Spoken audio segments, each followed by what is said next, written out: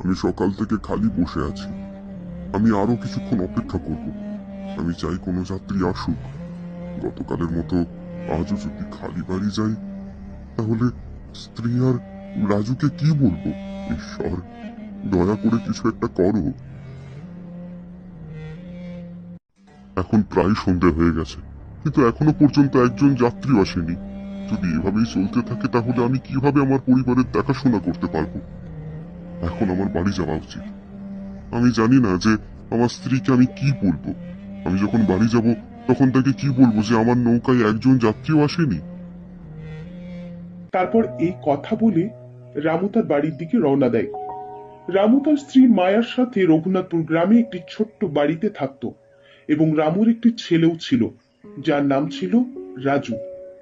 রামু গ্রামবাসীদের তার নৌকায় তুলে নদী পার হতে সাহায্য করত। কখনো রামু যাত্রী পেত, আবার কখনো পেত না, যার কারণে রামু তার পরিবার চালাতে বড় সমস্যার সম্মুখীন হতো। প্রতিদিনের মতো আজও রামু খালি হাতে বাড়ি ফিরছে। বউ, আজও আমার নৌকায় একজনও যাত্রী আসেনি। আমি 1 টাকাও আয় করিনি। আচ্ছা, এভাবে কি করে চলবে বলো তো? আজ বাড়িতে খাবার নেই, জল নেই, তার উপর চারিদিকে শুধু ঋণ আর ঋণ। মহাজন আর 4 জন লোক নিয়ে এসেছিল। আমাদের বাড়ি তাদের কাছে বন্ধক রাখা আছে। ওরা বলেছে যে যদি আমরা ওদের কিছু টাকা না দিই, তাহলে ওরা আমাদের এই বাড়ি থেকে বের করে দেবে।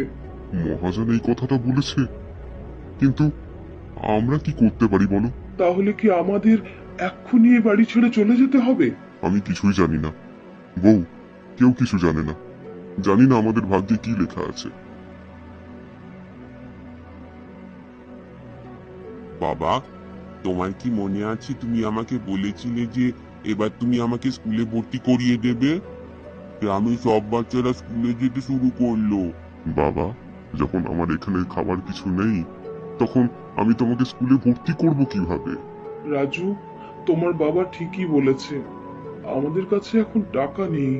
মা, তুমি গত বছরেও একই কথা বলেছিলে যে আমাদের কাছে এখন টাকা নেই, আর এবারও তুমি একই কথা বলছো যে আমাদের কাছে টাকা নেই। গ্রামের সব ছেলে মেয়েরা স্কুলে যায় এবং পড়াশুনো করে, আমি সেখানে বিনামূল্যে যেতে পারছি না। ঠিক আছে রাজু, বাবা আমার, আমি তোমাকে স্কুলে ভর্তি করিয়ে দেব। ঠিক আছে বাবা, এখন আমি গিয়ে আমার বন্ধুদের এটা বলবো। এই বলে রাজু সেখান থেকে চলে যায়। তুমি কেন রাজুকে মিথ্যা কথা বললে? তুমি কিভাবে ওকে স্কুলে ভর্তি করাবে? আমাদের কাছে তো একটা পয়সাও নেই। আমি কি করতে পারতাম? ভাগ্যক্রমে আমি তাকে খুশি করার জন্য মিথ্যে বলেছিলাম।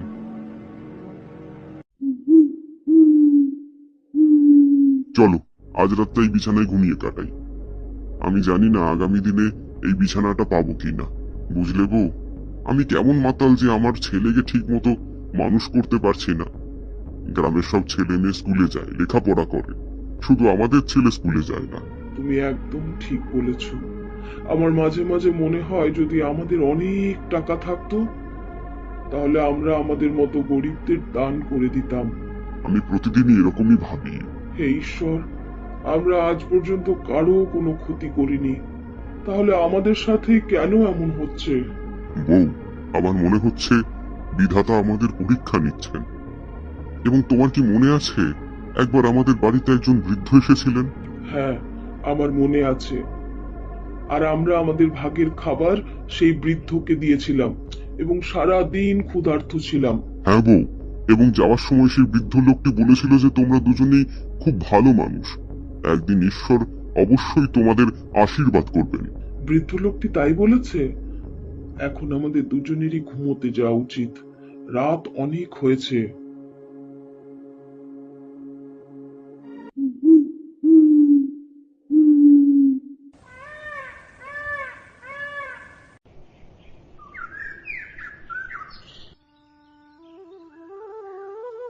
ঠিক আছে, এখন আমি নদীর তীরের দিকে যাচ্ছি। বাবা, নদীর তীর থেকে ফিরে আসার পর আমাকে স্কুলে ভর্তি করিয়ে দিও। আমি অন্যান্য বাচ্চাদের মতো স্কুলে যাব এবং পড়াশুনো করব। ঠিক আছে বাবা। এই কথা বলার পর রামু বাড়ি থেকে নদীর দিকে বেরিয়ে যায়। এবং তারপর তার নৌকায় বসে যাত্রীদের জন্য অপেক্ষা করতে থাকে। কিন্তু অনেক সময় কেটে গেলেও একজনও যাত্রী সেখানে আসে না। ওহ, গতকালের মতো আজও একজন যাত্রীও আসেনি। আজ যদি আমি এক পয়সাও না পাই, তাহলে আমাদের অবশ্যই গৃহহীন হতে হবে। হে ঈশ্বর, কিছু একটা করো। আমি আর সহ্য করতে পারছি না। আমি কেমন মদ্যপাই যে আমার ছেলেকে ঠিক মতো বড় করতে পারছি না, এবং আমার স্ত্রীর কষ্ট আর দেখতে পারছি না। রামু যখন এই কথাগুলো বলছিল, হঠাৎ একজন বৃদ্ধ লোক সেখানে এসে উপস্থিত হয়। আরে বাবা, তুমি আমাকে নদী পার হতে সাহায্য করবে? আরে আরে, বুড়ো বাবা তুমি এখানে? বুড়ো বাবা, তুমি কয়েকদিন আগে আমাদের বাড়িতে ভিক্ষে করতে এসেছিলে, তাই না? হ্যাঁ বাবা, আমার মনে আছে তুমি আমাকে তার ভাগের খাবার দিয়েছিলে। হ্যাঁ বুড়ো, তোমাকে নদী পার হতে হবে। এসো বসো, আমি এখনই তোমাকে নদী পার করে দিচ্ছি। কিন্তু বাবা, তোমাকে দেওয়ার মতো টাকা আমার কাছে নেই। বুড়ো, তোমার কাছে কি টাকা নেই? ঠিক আছে, তুমি শুধু বসো, আমি তোমাকে নদী পার হতে সাহায্য করব। এই বলে বৃদ্ধ লোকটি নৌকায় বসে সামনের দিকে এগোতে শুরু করে।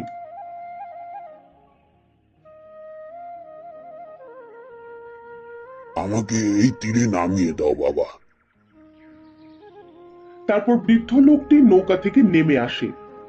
আরে বাবা, আজ তোমায় এত বিচলিত দেখাচ্ছে কেন? কি ব্যাপার? আরে বুড়ো, এখন তোমাকে কি বলবো, আমার জীবনটা খুব দুঃখের সাথে কেটে যাচ্ছে। এরপর রামু তার সমস্ত কষ্টের কথা সে বৃদ্ধকে বলে। আমার ছেলেকে স্কুলে ভর্তি করানোর জন্য আমার কাছে যথেষ্ট টাকা নেই। আরে বাবা, তোমার জীবনটা খুব কষ্টের মধ্যে দিয়ে যাচ্ছে। অপেক্ষা করো, আমি তোমাকে কিছু দেব। বৃদ্ধ লোকটি তার ঝুলি থেকে একটি পাত্র বের করে রামুকে দেয়। এই পাত্রটা নাও। কিন্তু বুড়ো, এই পাত্রের ভেতরে কি আছে? ছেলে, এটা কোনো সাধারণ পাত্র নয়, এটি একটি জাদুর পাত্র। বাবা, এই পাত্র মানুষকে তাদের কর্মের উপর ভিত্তি করে ফল দেয়। তুমি কি তাদের কাজের উপর ভিত্তি করে ফলাফল দাও বুড়ো? আচ্ছা, যদি তুমি আমাকে এত ভালোবাসা দিয়ে এই পাত্রটি দাও, তাহলে আমি এটা রাখবো। ঠিক আছে ছেলে, তুমি এখন যেতে পারো। রামু সেই পাত্রটি তার নৌকায় রাখে এবং তা সে বাড়ির দিকে রওনা দেয়।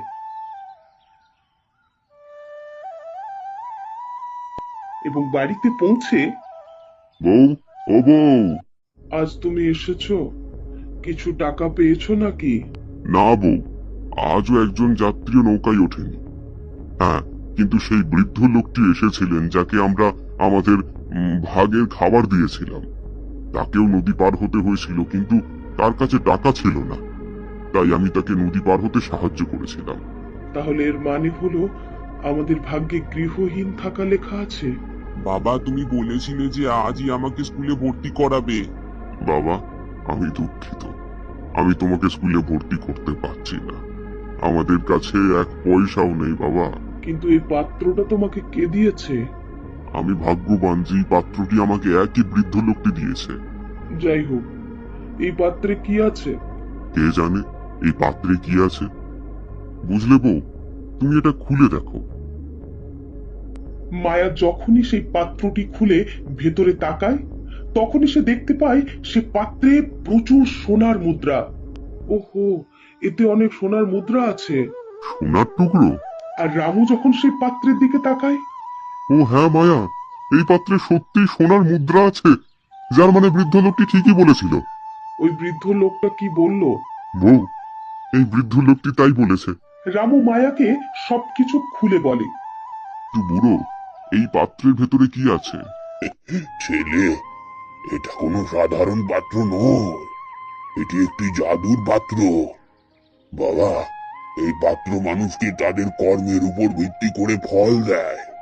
আমি তোমাকে বলেছিলাম না যে আমরা আজ পর্যন্ত কারও ক্ষতি করিনি, তাই আমাদের সাথে কখনো খারাপ কিছু ঘটবে না।